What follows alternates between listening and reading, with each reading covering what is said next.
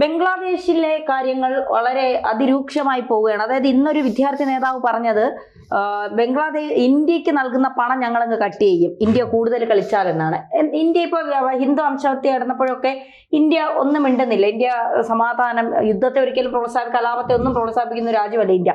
പക്ഷേ ഇന്ത്യ ഒരു നിർണായക നീക്കം നടത്തുന്നുണ്ട് ബംഗ്ലാദേശിനെ എടുത്തുടുത്ത് അലക്കി വെളുപ്പിച്ച് അയ്യയിലിടാനാണ് ഇന്ത്യയുടെ തീരുമാനം. അത് ഈ ബംഗ്ലാദേശിലെ ചില വിഡ്ഢികളായവർക്ക്, പ്രത്യേകിച്ച് യൂനസ് അടക്കമുള്ള ജമാഅത്തെ ഇസ്ലാമി അടക്കമുള്ളവർക്ക് മനസ്സിലായില്ല. ആ നീക്കത്തിലേക്ക് ഇന്ത്യ കടക്കുകയാണ്. അങ്ങനെയാണ് എങ്കിൽ ഇനി ബംഗ്ലാദേശ് എന്ന് പറയുന്ന രാജ്യം ഉണ്ടാവുമോ? ബംഗ്ലാദേശ് അവിടെ ഉണ്ടാവാതിരിക്കാൻ പറ്റത്തില്ല. ബംഗ്ലാദേശ് ഉണ്ടാവുമോ ഉണ്ടാകത്തില്ലയോ എന്നുള്ളതല്ല. ഇപ്പം ഇപ്പോഴത്തെ വിഷയം മോശമാവുകയാണ്. അതിൻ്റെ കാരണവും കാര്യവും ഒന്നും നമുക്കറിയത്തില്ല. ഏതായാലും ഇപ്പോഴത്തെ കാര്യം എന്ന് പറഞ്ഞാൽ അവിടെ ഇലക്ഷൻ നടക്കാൻ തുടങ്ങുന്നു. ഇലക്ഷൻ മുടക്കേണ്ട ആവശ്യം ജമാഅത്തെ ഇസ്ലാമിയുടേതാണ് ആയതുകൊണ്ട് അവർ അവിടെ ഒരു പ്രക്ഷോഭം ഉണ്ടാക്കി മുന്നോട്ട് പോകുന്നു. ആ സമയത്ത് ഡേറ്റിന് ഇലക്ഷൻ നടത്തണ്ട, അല്ലെങ്കിൽ ഇലക്ഷൻ നടത്തിയാൽ BNP പാർട്ടി അവിടുത്തെ രഹസ്യ സർവേ റിപ്പോർട്ട് അനുസരിച്ച് വരും, അല്ലെങ്കിൽ അത് വേണ്ട എന്നുള്ളതായിരിക്കും. എന്തുവാണ് അതിൻ്റെ പുറകിൽ എന്താണെന്ന് അറിയത്തില്ല, അത് ആരാണെന്ന് അറിയത്തില്ല, അവസാനം എങ്ങനെ തന്നെ തീരുമെന്ന് നമുക്കറിയത്തില്ല. എല്ലാം ഊഹിക്കാനേ പറ്റത്തുള്ളൂ. ഏതായാലും ഇന്ത്യക്കെതിരെ പറയുന്നവരുടെയൊക്കെ തല പൊട്ടി തെറിക്കുന്നുണ്ട്, അല്ലെങ്കിൽ തലയില്ലാതെ പോകുന്നുണ്ട്. സ്ഥാനാർത്ഥികളാവാൻ വേണ്ടി വിദ്യാർത്ഥി അല്ലെങ്കിൽ യുവജന നേതാക്കൾ ഉണ്ടാക്കിയ പാർട്ടി, നാഷണലിസ്റ്റ് പാർട്ടിയുടെ നേതാക്കന്മാരാണ് ഇപ്പോൾ കൊന്നുകൊണ്ടിരിക്കുന്നത്.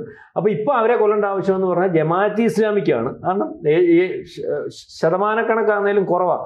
മത്സരിക്കുമ്പോൾ അവരുടെ വോട്ട് പിടിച്ചാൽ, ഇപ്പം BNP മത്സരിക്കുമെന്ന് വന്നിട്ടുണ്ടല്ലോ, വോട്ട് പിടിച്ചാൽ മറ്റുള്ളൂ. ഇപ്പം ഇതിനകത്ത് നമ്മൾ പറയേണ്ടതെന്ന് പറഞ്ഞാൽ വഷളാകുന്നു വിഷയം. കാരണം ഇന്ത്യയുമായിട്ട് ഇന്ന് ബംഗ്ലാദേശ് വ്യക്താവ് പറഞ്ഞിട്ടുണ്ട്, സാമ്പത്തിക കാര്യങ്ങൾക്കകത്തും അല്ലെങ്കിൽ മറ്റു കാര്യങ്ങൾക്കകത്തും ഇന്ത്യ കടുത്ത തീരുമാനമൊന്നും എടുക്കരുത് എന്നുള്ള രീതി സംസാരിക്കുന്നതിൻ്റെ കൂടെ തന്നെ മറ്റ് ചില സംസാരങ്ങൾ കൂടി വരുന്നുണ്ട്. എന്താണെന്ന് വെച്ചാൽ ഹൈ കമ്മീഷണർമാരെ ബംഗ്ലാദേശ് തിരിച്ചു വിളിക്കാൻ പോകുന്നു. അതെന്ന് വെച്ചാൽ അങ്ങനെയൊന്നും ഒരു രാജ്യത്തിനകത്ത് യുദ്ധം നടക്കുന്ന കാലത്ത് പോലും അങ്ങനെ ചെയ്യാറില്ല. നമ്മളിപ്പോൾ ചെയ്തിട്ടുണ്ടോയെന്ന് പറഞ്ഞാൽ പാകിസ്ഥാൻ്റെ ഹൈ കമ്മീഷണർമാർ നമ്മൾ അങ്ങോട്ടും ഇങ്ങോട്ടും അവനായിട്ടുള്ള എല്ലാ പരിപാടിയും നിർത്തിയിട്ട് ഇപ്പോഴും നമ്മൾ കാര്യങ്ങളൊന്നും ചെയ്യുന്നില്ലല്ലോ.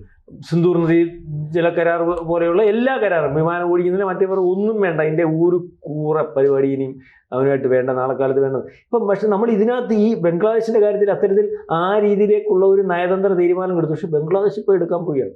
അപ്പോൾ ഇവിടെ നമ്മൾ ഹൈക്കമ്മീഷനെ വിളിച്ചു വരുത്തി നമ്മൾ ഇതിനകത്ത് കാര്യങ്ങൾ വ്യക്തത വരുത്തി പറഞ്ഞിട്ടുണ്ട്. ഈ രീതിയിൽ പോകാൻ പറ്റത്തില്ല, ഈ രീതിയിൽ പോയാൽ അത് പല കാര്യങ്ങളും ആലോചിക്കേണ്ടി വരും. റഷ്യ ഇന്നലെ വളരെ കൃത്യതയോടും അല്ലെങ്കിൽ വ്യക്തമാക്കി പറഞ്ഞിട്ടുണ്ട്, ബംഗ്ലാദേശിനെ പോറ്റിയത് ഞങ്ങളാ, അതുകൊണ്ട് പണി മര്യാദയ്ക്കല്ലെങ്കിൽ പണി മേടിച്ചേ അടങ്ങത്തുള്ളൂ എന്ന് വരുന്നുണ്ട്. അപ്പം ഇതിനകത്ത് ഒരു കാര്യമുണ്ടെന്ന് തോന്നുന്നു. കാരണം ഒരു യുദ്ധം അങ്ങനെ ആയിക്കോട്ടെ, അല്ലെങ്കിൽ ആയാൽ ഇന്ത്യക്ക് ഗുണമാകുന്ന രീതിയിലേക്ക് തന്നെ കാര്യങ്ങൾ പോകും. കാരണം അത് അങ്ങനത്തെ ഒരു ജാതകമായി മോദിയുടെ, അല്ലെങ്കിൽ അങ്ങനത്തെ കാര്യങ്ങളെ ഉരുത്തിരിഞ്ഞ് വരത്തുള്ളൂ. കാരണം അയാളുടെ ഒരു ലക്ഷണമാണ്. കാരണം നമ്മുടെ ഏറ്റവും വലിയ പ്രശ്നം എന്ന് പറഞ്ഞാൽ നമ്മുടെ രാജ്യം തന്നെ ഉണ്ടാക്കിയ പ്രശ്നങ്ങളാണ്. രാജ്യം വിഭജിക്കുന്ന സമയത്ത് അതിനകത്ത് കൃത്യതയും വ്യക്തതയും വരുത്താതെ, അല്ലെങ്കിൽ വേറെ ചില ആൾക്കാർക്ക് വീണ്ടും ഇടപെടാൻ പ്രാപ്തമാകത്തക്ക രീതിയിൽ രാജ്യത്തിൻ്റെ അതിർത്തികൾ അവരുടെ താല്പര്യത്തിനനുസരിച്ച് തീരുമാനിച്ചു കൊടുത്തിരുന്നു എന്ന് പോലും നമുക്ക് ആലോചിക്കേണ്ട രീതിയിലേക്ക് നമ്മുടെ പല അതിർത്തികളിലും പലയിടത്തും പല പ്രശ്നങ്ങളുണ്ട്. അതിനകത്ത് ഒന്നാണ് ഈ ചിക്കൻ നെക്ക്, ഈ 7 സിസ്റ്റേഴ്സ്. ഈ വിഷയത്തിനകത്ത് തീരുന്ന കാര്യമുള്ളൂ. ഇച്ചിരി അങ്ങോട്ട് കയറ്റി പിടിച്ചാൽ ചിക്കൻ നെക്കിൻ്റെ ഭാഗം ഇങ്ങോട്ട് മാറ്റി ഒരു ശകലം ചെറുതായിട്ടൊന്ന് പടം, അവന്മാർ ഒത്തിരിയും പടം വരച്ചേറ്റി, നമ്മൾ ചെറുതായിട്ട് ആ പടം ഒന്ന് കറക്റ്റ് ചെയ്താൽ തീരുന്ന വിഷയമുള്ളൂ. അതിനുള്ള സാധ്യത വളരെ കൂടുതലായിട്ട് വരുന്നുണ്ട്. കാരണം ഒരു ഇഷ്യൂ ഉണ്ടായാൽ, ഒരു ഏറ്റുമുട്ടലുണ്ടായാൽ, നമുക്കാണെങ്കിൽ നമ്മുടെ BSFന് തീർക്കാൻ പറ്റുന്ന രീതിയിലേക്കുള്ള ഒരു രാജ്യമേ ഉള്ളൂ ബംഗ്ലാദേശ്. അതായത് തുർക്കിയോ പാകിസ്ഥാനോ മറ്റാരെങ്കിലും ഒക്കെയോ കയറി ഇടപെട്ടാൽ അങ്ങ് ഇടപെടത്തൊന്നുമില്ല. നമ്മൾ ഈ പറയുന്ന ഈ സിന്ധൂറിൻ്റെ സമയത്ത് പാകിസ്ഥാൻ്റെ കൂടെ ചൈന ഉണ്ടായി. ചൈന മോശമൊന്നും അല്ലല്ലോ. അല്ലെങ്കിൽ വേറെ ചില എല്ലാം അറിയാമല്ലോ. അതിനകത്ത് നമ്മൾ അമേരിക്കയുടെ കെയർ ഓഫിലുള്ള സൈന്യത്താവളം അടിക്കുന്നതിന് മുമ്പേ, അല്ലെങ്കിൽ കിരാന ഹിൽസ് അടിക്കുന്നതിന് മുമ്പേ നമുക്കറിയാമായിരുന്നില്ല അമേരിക്കയുടെ കെയർ ഓഫിലാണ്. നമ്മളവിടെ മനഃപൂർവ്വം അടിച്ചതാണ്. കാരണം ഇതിനകത്ത് അടിക്കുമ്പോഴല്ലേ വെളി വരത്തുള്ളൂ. ചില സാധനം പോച്ചാലല്ലേ ചാടത്തുള്ളൂ. അല്ല ചാടിച്ചൊക്കെ നമുക്കറിയാമായിരുന്നു. നമ്മൾ ഒറ്റയ്ക്കാണെന്നല്ലേ. അപ്പോൾ നമുക്ക് റഷ്യയുടെയും അല്ലെങ്കിൽ ഇസ്രായേലിൻ്റെയൊക്കെ സഹായം രഹസ്യമായിട്ടുണ്ട്, ആരുടെയും പരസ്യമായിട്ട് സഹായം നമ്മൾ മേടിച്ചില്ലല്ലോ. അതിന് കാരണമാണ് ഞങ്ങൾക്ക് ഒറ്റയ്ക്ക് എല്ലാം ചെയ്യാൻ പറ്റും. അപ്പോൾ ആ സ്ഥാനം നോക്കുമ്പോൾ ബംഗ്ലാദേശിൻ്റെ കൂടെ ഇപ്പോൾ തുർക്കി ഉണ്ടെന്ന് പറഞ്ഞാലോ, അല്ലെങ്കിൽ ഒരു നാറ്റോ മോഡൽ കരാർ ഉണ്ടാക്കാനുള്ള ഒരു ശ്രമം ഉണ്ടെന്ന് പറഞ്ഞാലോ ഒന്നും കാര്യമില്ല. ഒരു ഏറ്റുമുട്ടലിലേക്ക് കാര്യങ്ങൾ എത്തിച്ചാൽ, അല്ലെങ്കിൽ അതിനുവേണ്ടി ഇന്ത്യ ശ്രമിക്കുന്നുണ്ടോ എന്ന പോലുള്ള വാർത്ത വരുന്നുണ്ട്. കാരണം എന്തറിയോ, നമുക്ക് ഇത് യുദ്ധ സമയത്ത് കയറി ഒരു പിടിച്ചാൽ അവിടെ നിന്നാൽ മതി. അല്ല ഇപ്പൊ നമ്മുടെ ഇപ്പൊ പ്രശ്നം ഈ ബോർഡറിൽ ഇന്ത്യൻ സേന സുസജ്ജമായിട്ട് നിൽക്കുകയാണ്. ഈ ബോർഡറിൽ നിൽക്കുന്ന സേന ഇനി കൃത്യമായിട്ട് ഈ ചിക്കൻ നെക്ക് തന്നെയാണ് രക്ഷപ്പെടുന്നത്. ഇപ്പോൾ നമ്മുടെ പ്രതിരോധ രംഗത്തെ വിദഗ്ധർ പറയുന്നത് ചിക്കൻ നെക്കിനെ നമ്മൾ ഗോഡ്സ് നെക്കാക്കുന്ന, അതായത് കോഴിക്കഴുത്തിനെ ആടിന്റെ കഴുത്താക്കി മാറ്റി എന്ന് പറഞ്ഞാൽ നമ്മൾ വീതി വർദ്ധിപ്പിക്കുന്ന വളരെ കൃത്യമാണ്. നമ്മൾ ബംഗ്ലാദേശിന്റെ കൈവശമുള്ള സ്ഥലങ്ങൾ കൂടി പിടിച്ചെടുത്തു കഴിഞ്ഞാൽ, കാരണം ഹിന്ദു ഭൂരിപക്ഷമുള്ള മേഖലയാണ്, ആ മേഖല കൃത്യമായിട്ട് പിടിച്ചെടുക്കുമെന്ന് മാത്രമല്ല അത് അസാമിനോട് കൂട്ടിച്ചേർക്കണം.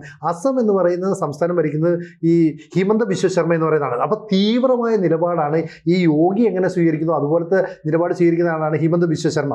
അദ്ദേഹം തന്നെ ആ ആസാമിൽ നിന്ന് അനധികൃതമായി കുടിയേറിയ ബംഗ്ലാദേശികളെല്ലാം തന്നെ പുറത്താക്കിയിട്ട് പറഞ്ഞാൽ ഞങ്ങൾ എങ്ങോട്ട് പോകണം അതൊന്നും ഞങ്ങൾക്ക് അറിയത്തില്ല, നിങ്ങൾ അതിർത്തിക്ക് അപ്പുറത്തേക്ക് പോകണം വരുമോ എന്ന് പറഞ്ഞാൽ അന്ന് ബംഗ്ലാദേശ് പറഞ്ഞ എന്താ, ഇവർക്ക് സമുദ്രാതിർത്തി ഇല്ല, സമുദ്രത്തിലെ കാര്യങ്ങളെല്ലാം ഞങ്ങൾ നിയന്ത്രിക്കും. അപ്പോൾ സപ്ത സഹോദരിമാരെന്ന് പറയുന്ന 7 സംസ്ഥാനങ്ങളെ ഞങ്ങളുടെ കയ്യിൽ ഒതുക്കാമെന്നാണ് ബംഗ്ലാദേശ് തീരുമാനിച്ചെങ്കിൽ നമ്മൾ നിലപാട് മാറ്റി നമ്മൾ ചിക്കൻ നെക്ക് പിടിക്കാൻ തീരുമാനിക്കുന്നു. അങ്ങനെ തീരുമാനിച്ചാൽ ഈ ചിക്കൻ നെക്കിൻ്റെ വലിപ്പം തീർന്നാൽ സ്വാഭാവികമായിട്ടും നമ്മുടെ സൈന്യം അവിടെ നിൽക്കണം. അങ്ങനെ നിൽക്കുന്ന പ്രദേശങ്ങൾ ആസാമിനോടോ അല്ലെങ്കിൽ അതുപോലെയുള്ള സംസ്ഥാനങ്ങളോ കൂട്ടിച്ചേർത്താൽ ഒരു പക്ഷേ ബംഗ്ലാദേശികൾക്ക് ചൊറിയാൻ പറ്റില്ല. കാരണം ഇയാളുടെയൊക്കെ നിലപാട് തന്നെ 8 മുറി 2 എന്നുള്ള രീതിയിലാണ്. അങ്ങനെ കൂട്ടിച്ചേർത്താൽ ബംഗ്ലാദേശിലെ എല്ലാ അഹങ്കാരവും ഇതോട് തീരും. ഇത്രയും നാൾ അവർ വിചാരിച്ചത് എന്താ, ചൈന കൂടെ നിൽക്കുമെന്നാണ്. പക്ഷേ ചൈന ഇപ്പോഴും പ്രത്യക്ഷമായിട്ട് വരുന്നില്ല, പരോക്ഷമായിട്ടൊക്കെ സഹായിക്കുന്നുണ്ട്. പാകിസ്ഥാനും പരോക്ഷമായിട്ട് സഹായിക്കുന്നുണ്ട്. പാകിസ്ഥാനിലെ പ്രശ്നം തീർത്തിട്ട് വേണമല്ലോ ഇവിടെ സഹായിക്കാൻ പറ്റും, അതാണ് അവിടുത്തെ പ്രശ്നം. പക്ഷേ ഇന്നലെ റഷ്യ പറഞ്ഞൊരു കാര്യമായിട്ട് നമ്മൾ കൂട്ടി വയ്ക്കണം. റഷ്യ പറഞ്ഞത് 1971 ആ സംഭവം മറക്കരുത്. അന്ന് ഇന്ത്യ ചെയ്ത പ്രവൃത്തി പോലെയല്ല ഇപ്പോൾ ഇന്ത്യ ചെയ്യുന്നത്. ഓപ്പറേഷൻ സിന്ധൂരിൽ ഇന്ത്യയുടെ ശക്തി കണ്ടതാ, ഇതിനേക്കാൾ വലിയ പ്രവൃത്തി അവിടെ ചെയ്യാം. മാത്രമല്ല അന്ന് ബംഗ്ലാദേശിനെ സഹായിക്കാൻ ഇന്ത്യ വന്നപ്പോൾ പിറകിൽ നിന്ന് റഷ്യ ഇസ്രയേലുമാണ്. അത്തരം കാര്യങ്ങളൊന്നും മറക്കരുത്, നിങ്ങൾ ഇന്ത്യയെ ഒന്ന് ഓർത്ത് വെച്ചോളൂ എന്ന് റഷ്യ കൃത്യമായിട്ട് പറഞ്ഞാൽ അതിൻ്റെ അർത്ഥം ഇന്ത്യ തിരിച്ചങ്ങോട്ട് ആക്രമണം നടത്തിയാൽ നിങ്ങൾക്ക് പിടിച്ചു നിൽക്കാൻ പറ്റില്ല. 24 മണിക്കൂർ വേണ്ട നമ്മൾ തകർക്കാൻ. പക്ഷേ നമ്മൾ ബംഗ്ലാദേശിനെ കയറി ആക്രമിക്കുക എന്ന് പറഞ്ഞാൽ നമ്മുടെ മോദിയുടെ നയത്തിനൊക്കെ വിരുദ്ധമാണ്. നമ്മളൊരു രാജ്യത്തെ കയറി ആക്രമിക്കില്ല. പക്ഷേ ചിക്കൻ നെക്കിനെ വെച്ച് ഭീഷണിപ്പെടുത്തുന്നതുകൊണ്ട് നമ്മൾ അതിനെ വികസിപ്പിക്കാനുള്ള നീക്കം നടത്തും. നമുക്കിനി അങ്ങനെ ഒരു സ്ഥലം വേണ്ട, അത്രയും കുറച്ച് സ്ഥലം മതി. എന്തുകൊണ്ടാണ് സ്ഥലം പിടിക്കുന്നത്? ഇവിടെ ഹിന്ദു ഭൂരിപക്ഷ പ്രദേശമാണ്, ആ ന്യൂനപക്ഷങ്ങൾക്ക് നേരെ അതെ. അപ്പോൾ പണ്ട് ബംഗ്ലാദേശ് ഉണ്ടാക്കിയ എന്താ, പാകിസ്ഥാനിലെ ഭൂരിപക്ഷ മുസ്ലിങ്ങൾ ന്യൂനപക്ഷക്കാരെന്ന നിലയിൽ ബംഗ്ലാദേശി മുസ്ലിങ്ങളെ ആക്രമിച്ചുകൊണ്ടാണ്. ഇവിടെ ഹിന്ദുക്കളായ ന്യൂനപക്ഷത്തെ ബംഗ്ലാദേശികൾ ആക്രമിക്കുന്നു, ഒരാളെ പരസ്യമായി കെട്ടിത്തൂക്കുന്നു.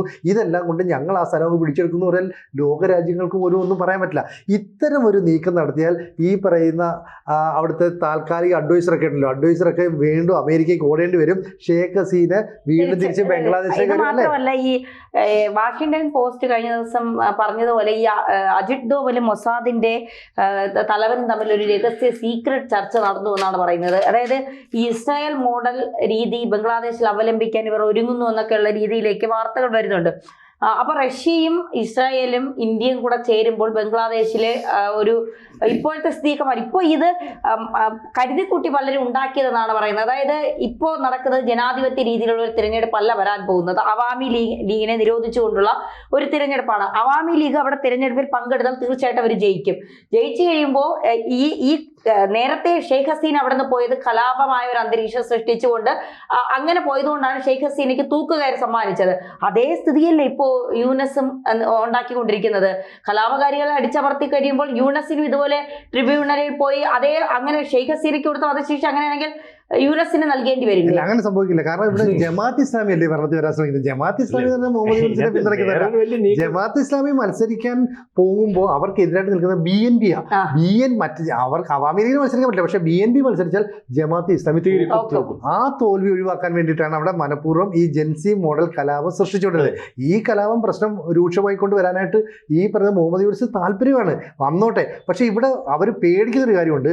അങ്ങനെ കൂടുതൽ പ്രശ്നമുണ്ടായാൽ ഫെബ്രുവരിയിൽ തെരഞ്ഞെടുപ്പ് നടന്നില്ലെങ്കിൽ ഞങ്ങളുടേതായ നിലപാട് സ്വീകരിക്കുമെന്ന് സൈനിക മേധാവിയുടെ ഒരു മാസങ്ങൾക്ക് മുമ്പ് സൈനിക മേധാവി പറഞ്ഞ അത്തരം ഒരു നിലപാടിലേക്ക് കാര്യങ്ങൾ എത്തിച്ചേർക്കും. അതുവരെ പ്രക്ഷോഭം നടക്കും. ആ നിലപാടിന് വേണ്ടിയാണ് ഇന്ത്യ നോക്കിയിരിക്കുന്നത്. പിന്നെ രണ്ടാമതൊരു കാര്യമുണ്ട്. ഇപ്പൊ ചോദിച്ചിട്ട് യൂനസിനെ ശിക്ഷിക്കുക. യൂനസിനെ ഇപ്പോഴത്തെ അവസ്ഥയിൽ നമ്മൾ ഈ ഒരു കലാപം ഉരുത്തിരിച്ച് വിട്ടാൽ കലാപകാരികൾക്കെല്ലാം അറിയത്തില്ല അതിന്റെ ഉരുത്തിരിച്ചവന്റെ തലയിൽ എന്തോ ഇരിക്കുന്നത്, ഇതിങ്ങനെ പോകട്ടെ കത്തട്ടെ എന്ന് പറയത്തുള്ളൂ. വേറെയാണെന്നല്ല എന്റെ ഇന്ത്യക്ക്. ഇതിനകത്ത് ഇപ്പൊ കലാപകാരികൾ പാർലമെന്റ് വളഞ്ഞിരിക്കുക. ഊനത്തിനെ പിടിച്ച് തട്ടിക്കളഞ്ഞാലും പറയാൻ പറ്റത്തില്ല. അല്ലെ ഹസീനെ രക്ഷിക്കാൻ ആളുണ്ടായിരുന്നു, യൂനസിനെ രക്ഷിക്കാനാ? ആകുമോ? ഭയങ്കര പ്രശ്നത്തിലാണ് അവിടെ. അല്ല യൂനിസ് വേണേ മരിച്ചോട്ടെ, അപ്പൊ അത് അതെ, അതെ. വേണമെങ്കിൽ മുതലെടുക്കാലോ. അതെ. കാരണം ജമാഅത്തെ ഇസ്ലാമിയെ പിടിച്ചിരിക്കാനുള്ള അവസരം വേണ്ടേ? അതെ. ചുരുക്കം പറഞ്ഞാൽ നമ്മള് ഈ ചിക്കൻ നെക്കിനെ ലക്ഷ്യമാക്കിയിട്ടുള്ള ചില നീക്കങ്ങൾ നടത്തുന്നുണ്ട്. ബംഗ്ലാദേശിന് വമ്പൻ പണി വരുന്നു എന്ന് പറഞ്ഞാൽ പറയേണ്ടി വരും അല്ലേ? തീർച്ചയായിട്ടും അങ്ങനെ തന്നെ പറയേണ്ടി വരും.